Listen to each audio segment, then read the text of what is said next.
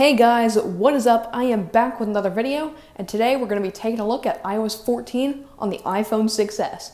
But before we get into that video, make sure to hit the like button and subscribe to my channel, because I make lots of content that's just like this that you do not want to miss. Let's get right into it. So guys, here we are on the home screen of iOS 14 on the iPhone 6s, and just so you can see, we are on iOS 14 here on the iPhone 6s, and everything's loaded. We got our widgets all over the place, and I've been using it on the iPhone 6s for a while, and it's really good. A lot of people expected it not to get iOS 14, and if it did get iOS 14, a lot of people were thinking that it was going to be not good, or iOS 14 would just be a slight upgrade to improve performance, but no. iOS 14 is pretty big. We get widgets, we get the app library, we get all new things with iOS 14, and it's not a little upgrade. And the iPhone 6s does support it, and it works really well on the iPhone 6s. I've been using it for a while, and it's actually very fast compared to my iPad Pro too. So that's actually really good. Over here on the side, you can see we got our nice widgets and old widgets from iOS 13 and 12 and 11. They all still work. They're just at the bottom. I'm not sure if they're gonna add like something in the future where you can put this at the top or something. I don't know. Maybe they will, maybe they won't. But widgets on iOS 14 do work really well. So let me just go ahead and delete this one to show you. I mean, I added a bunch of stuff to it, but widgets, they're working really well. So just click the plus up here, go down here to weather, and let's add this widget right here. It moves. All your apps move right out of the way for you, and it doesn't really look cramped, even on a small display like the iPhone 6 or iPhone 6s. But on the SE, I'm not really sure how that looks because I don't have an SE, but people who have the SE, this might be a little worse because things are a lot more crammed. But all your stuff just moves out of the way. It's organized. It works very well. It's not like something where it's like you have a widget on the screen and it ruins everything that you already have going on the screen. It's actually very nice. So we can add like, here, let's add calendar. And you can just drag it right on top, and you can keep both of these widgets, but you can also add more than one widget, like calendar here. It works out really well. Everything just moves out of the way, and it works perfectly. Let's get a battery one here. Put that there, and let's see what else can we add. Let's add notes. And we can simply just, once we're done with this, just flick through it. Oh, I missed the notes. That's fine. But you can simply just go right through all of your stacks and stuff and move things around. I've got another one here. These can go wherever you want them to. You can move them around the home screen really easily, and it's very simple. Now, the next thing I'm going to talk about is the app library. So Apple added a really nice feature where you can make apps not show up on the home screen and only show up in the app library. So that's really cool. See, I got the SubCount app, but I don't want it taking up space on my actual home screen. So what I did is I just had it set to show up only in the app library. And if you go into settings and you go down here to home screen, you can change if you want them to go in the app library or in the home screen. For me, I'm probably going to keep them on the home screen for most apps, but apps that are just annoying that I use for like widgets and stuff, such as a SubCount, you know, those can go in the app library because I don't need them on my home screen. It's very, very good and very organized, and I'm really happy that Apple added this. It's very nice. And guys, if you wanted to keep that setting on, but you do have some apps that you do want to, you know, put in the library and not have your home screen, all you have to do is hold on it and edit the home screen, and you can just click minus and add to library. Oh, and a quick note, by the way, guys, this game right here, Space Monster, this is my game, so if it's on the App Store, download it. Requires iOS 7 or later. Get it. It's free. So you can just simply click add to library, and it'll be in your library, and it won't obstruct anything on your home screen anymore. It's actually very nice, and it's very good. There's no like stutters or anything with like app library and stuff. It works very well. And also, guys, Siri's got a huge upgrade, so you can now talk to Siri, and Siri's not annoying anymore. Okay. And another thing that you can do, guys, is picture-in-picture. So I'm going to go into Safari. I'm going to do a private browsing tab just so I don't mess with what I've already got going on, but I'll go to youtube.com, and we'll go to my page, which is youtube.com/pinchsoft. And this is really cool, guys, what you can do. You can see that we're on my page now. We'll go ahead and go over to videos, and you can see my video about how to get iOS 14 now for free with no computer. By the way, guys, if you want to get iOS 14, check this video out, link in the description, card up here. But you can go into the video and you can just simply go into picture-in-picture, which is really cool. So you can watch videos, you can move them over, you can put them wherever you want. Normally there would be audio coming out, but I have my speakers turned all the way down right now, so I don't have audio on there, but you can move it around and stuff, and you can swipe it over if you just want to hear audio and want to keep doing whatever you're doing.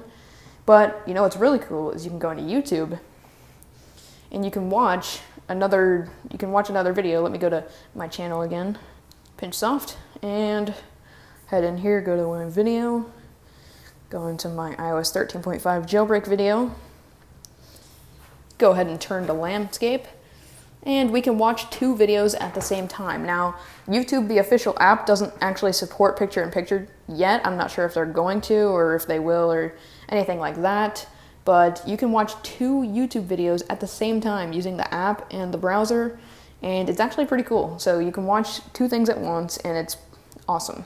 And to return from picture-in-picture, we just click this button up here, and there you go, we're back into Safari, and if we want to get out of here, it's still here. And guys, another thing that people were pretty worried about is app launches on the iPhone 6s, and I can report that app launches are actually really fast. So if I go into settings here, boom, into the settings.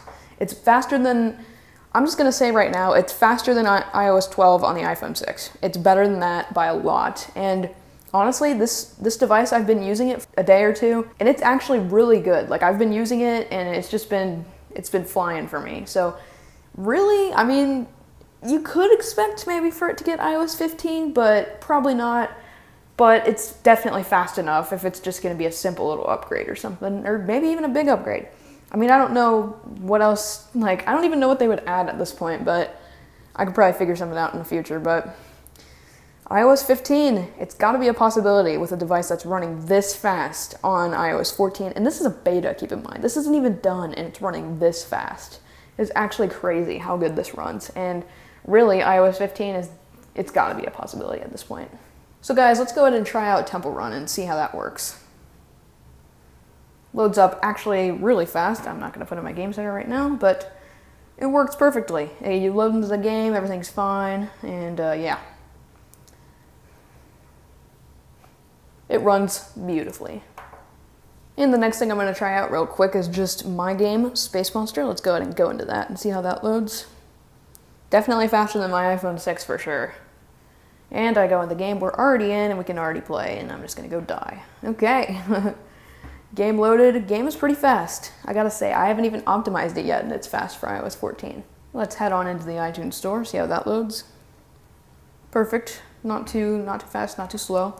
It's really just, I don't even know what you would do to slow this phone down. It's not like slow, but I've played games on it, like PUBG and stuff, and it runs fine. There's nothing wrong with it. And honestly, I really don't notice a difference when I go from my iPad Pro, which is extremely powerful, to this.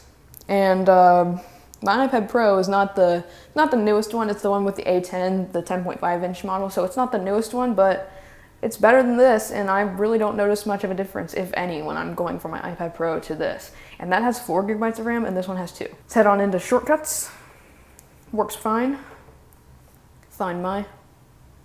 Works fine. Go into Files. Works just fine.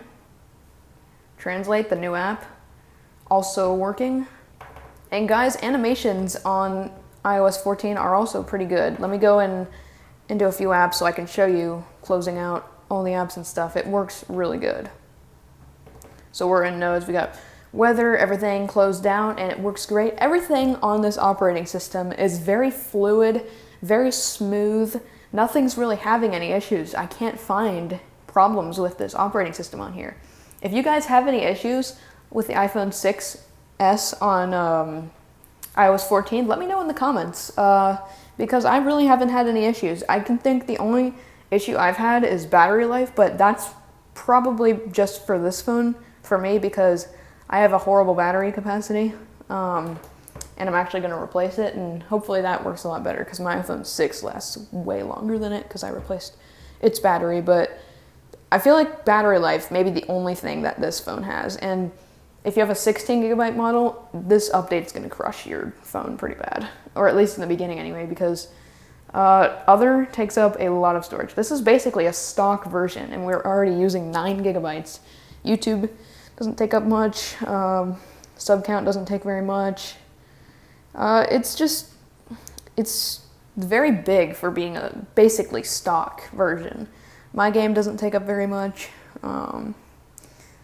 System takes up a lot, and other takes up a lot for a 16 gigabyte device. But it's nothing you can't get around doing. I found that if I do an iPhone backup to iTunes, and then I restore that backup onto a 6S, it makes the system storage go way down, and the other goes down a lot too. So it helps it out a lot in having storage. So I would say it's comparable to like iOS 13, but it's still definitely a lot of storage that you're gonna be missing out on if you have a 16 gigabyte model. But I'm just gonna say, guys, iOS 14 on the iPhone 6S is absolutely crazy how good it is. Like, I've been shocked by how it's been running. I've had like no issues. I mean, there's like a stutter here and there, like, but that's probably because it's a beta. I mean, I could honestly see this phone getting iOS 15 just because of how good it is.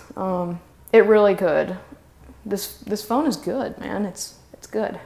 So guys, this was basically my quick review of the iPhone 6S on iOS 14. Do not forget to download my game. It's free on the App Store, iOS 7 or later. Get it now. It's free. Space Monster. I'll leave a link in the description. Get it now. So guys, thank you so much for watching my video. Please subscribe and like the video if it helped you out, because it helps me out a ton, and I will see you guys in the next video. Peace.